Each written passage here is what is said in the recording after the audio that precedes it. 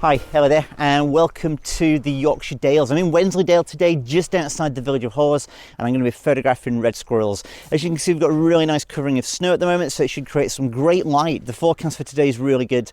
I'm wrapped up nice and warm. It's actually -4 at the moment, so hopefully it gets just a little bit warmer, but not so warm that the snow actually melts. So I'm going to go get the kit out of the car. I'm going to go get everything ready, and then we're going to head off into the woods, and we're going to go find those squirrels and hopefully create some superb photographs. So without further ado, I'll go get the kit, and we'll head off to the woods.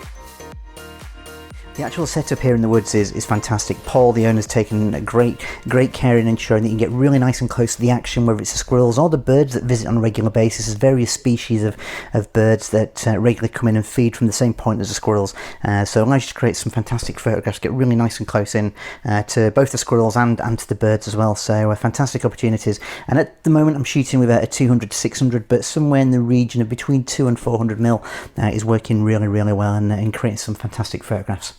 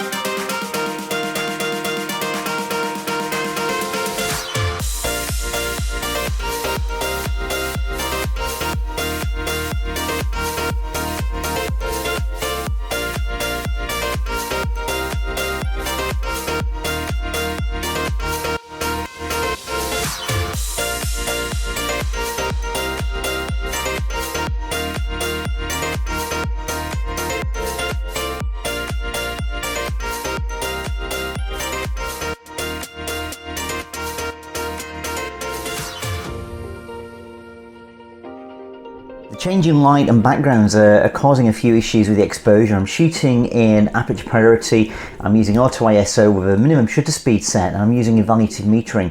But the bright snowy backgrounds are fooling the camera's meter into underexposing, and then when I shoot against the darker trees or the shaded areas, that contrast is then making the camera actually overexposed to brighten the scene, and it's playing havoc with those exposures. So I'm having to work quite hard, react quickly, changing exposure compensation anywhere from +2 to around about -1, and somewhere in between as the squirrels are jumping from one perch to the next.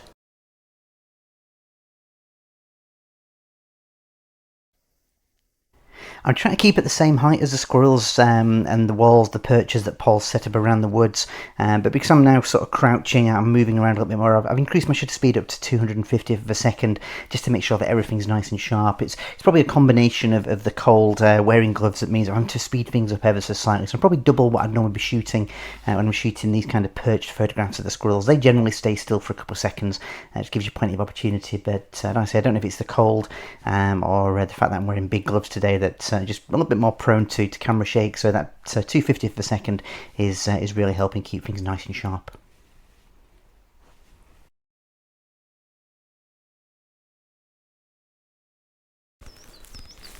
I'm now shooting on the top of the wall. There's a nice light covering of snow on here. The issue that we have at the moment is just the darker trees in the background are causing the camera to now actually overexpose, which is then blowing out the snow.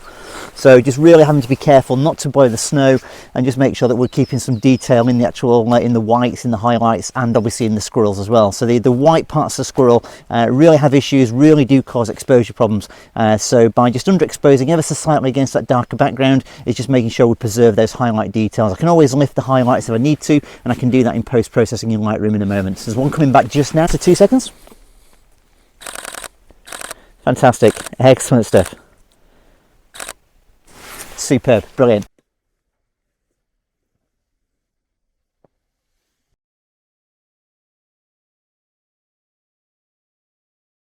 The white snow is just causing the camera just to make things look a little bit darker. So I'm actually at the moment 2 stops over on my exposure compensation. I'm shooting in aperture priority.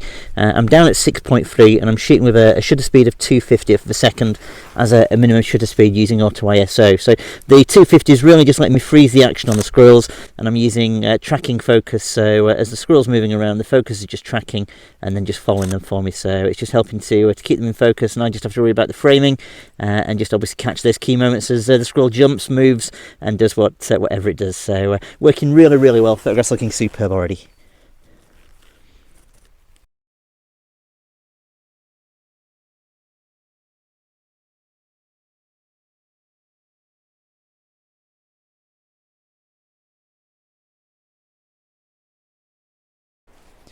So I'm using a 70-200 for the head-on shot. So I'm actually shooting at around about 100mm, and the squirrel's going to be jumping straight in towards his camera. So this is just behind the actual platform where they land. I'm shooting on manual focus, so I pre-focus between the 2 posts where I think the squirrel's going to be in the air. And I'm shooting a little bit wider than I need to be, just so that I can crop in. So it means that I'm not actually taking any part of the squirrel's arms or tail out of the actual shot itself, and just means that obviously afterwards I can just crop in a little bit tighter as I actually need to. So 70-200, 2000 for a second to freeze the action coming into camera, and I'm actually shooting at 6.3, so I could shoot a little bit wider in terms of aperture, but the depth of field will be much shallower, and because that will be much shallower, there's a chance I'm actually going to miss focus. Even shooting, and this is shooting at 20 frames a second, the squirrel literally airborne for less than half a second, and there's a good chance it's actually going to jump through the point of focus while the camera's not firing. So just to increase my chances, I'm increasing the depth of field and shooting a little bit larger aperture rather than shooting wide open. So going to get this set up and ready, get the Bluetooth remote all set, and then we're good to go, and let's hope we get some squirrels.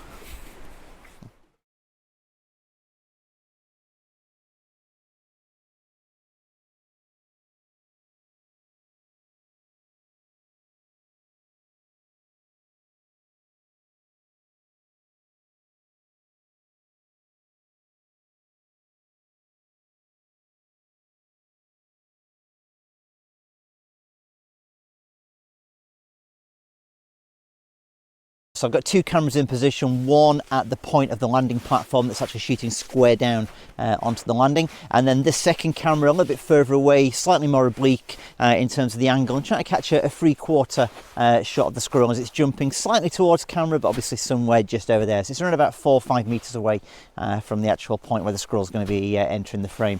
Shooting with a 200-600 on a full frame body. The camera's set to 2500 per second, really trying to freeze that action midway through the jump. Shooting at 6.3, so not really a great deal of depth of field at this distance, at this focal length, and shooting in auto ISO. So as the light changes, the sun keeps coming and going. As the light changes, the ISO is just adjusting for me as it needs to. So the camera's manual focus, it's been pre-focused at a point between the two platforms, and as the squirrel flies through the air, I'll start firing, and the squirrel will actually jump into the plane of focus for me, and hopefully we'll get a keeper as that happens. So we need now some squirrels to appear. They're going to jump, get the hazelnuts, and then hopefully we'll get the shots and move on to the next one. So there's one coming in now. Let's see what happens.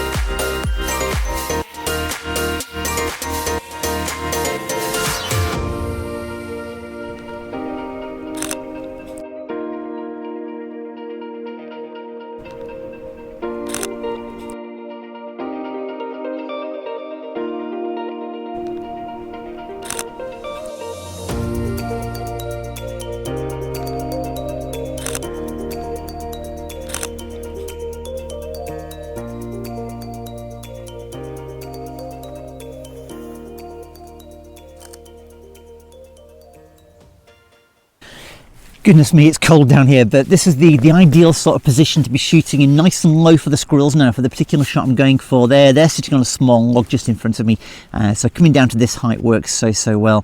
I'm shooting at the moment on 200 to 600, but around about 300 millimeters on the actual lens itself, and I'm shooting in aperture priority, but I'm using auto ISO and a minimum shutter speed, so the shutter speed set to not below 125th of a second. That means that the ISO stays nice and low as well, and 125th is more than ample to handhold in this situation. So I'm using my elbows and my body just to brace the lens from this sort of position down here, and the squirrel stays still just long enough that 125th will actually freeze that for me, and I get a nice shot, 6.3, the squirrel sharp front to back, and it works quite nicely. There's no one just coming over the log at the moment, so let's just give it a second. Hopefully it'll find the food that's there for it, and then we'll get some more pictures, and then I can get up out of this cold as well.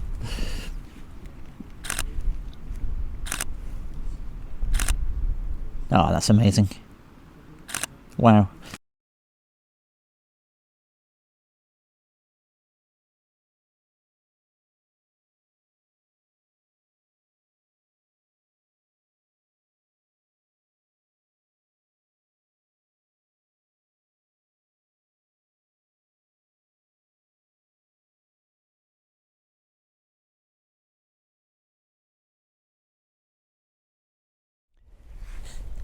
What an amazing day. The light has been superb, the weather's been mixed, but it's been brilliant. We've had snow showers, sunshine, the squirrels have been on top form, they've been around and about, plenty of opportunities to photograph them, some really great shots, and can't wait to get back and actually process them.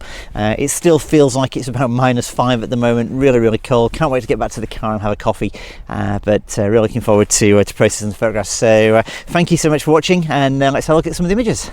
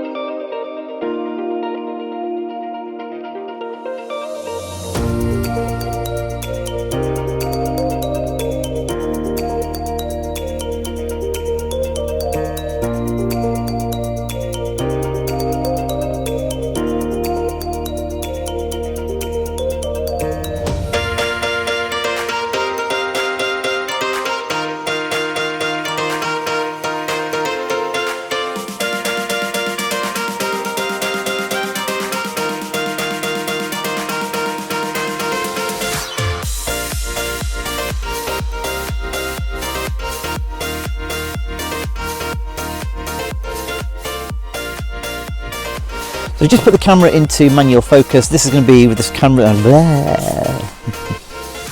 This is really cold.